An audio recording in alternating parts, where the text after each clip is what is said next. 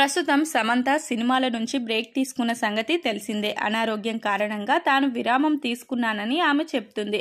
అదే సమయంలో బీభత్సమైన స్కిన్ షో చేస్తూ షాక్ ఇస్తుంది.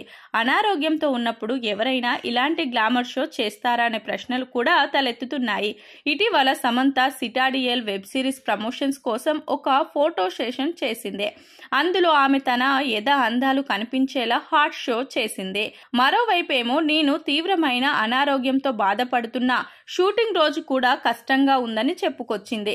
ఒకరోజు చిత్రీకరణ సమయంలోనే కింద పడిపోయా, టీం మొత్తం చాలా కంగారు పడిపోయింది అని చెప్పింది.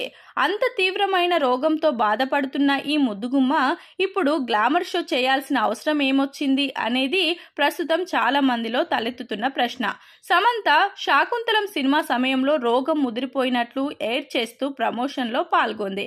కానీ హాలీవుడ్కి వెళ్ళగానే అలాంటి డ్రామాలేవి లేకుండా స్కిన్ షో చేస్తూ ఉత్సాహంగా కనిపించింది. అందమైన ఫోటోలకు ఫోజులు ఇచ్చేసింది. కేవలం తన సినిమాని హిట్ చేసుకోవాలనే కోరికతోనే ఆమె శాకుంతలం మూవీ సమయంలో ఏడ్చింది, పెడబొబ్బులు పెట్టుకొచ్చింది. అలా తెలుగు సినిమా ప్రేక్షకులను ఫూల్స్ ని చేసి ఆమె సింపతి పొందిందని విమర్శిస్తున్నారు. సమంత యశోద సినిమా సమయంలోనూ తనకి తీవ్రమైన మయోసైటిస్ వ్యాధి ఉన్నట్లు చెప్పి ప్రజల్లో సింపతి పొందేందుకు ట్రై చేసిందని కొంతమంది అంటున్నారు. వైరసీ సింపతి స్టార్ అని నెగటివ్ నేమ్ తో పాటు ఆమెకు మరిన్ని చెడ్డ పేర్లు వస్తున్నాయి.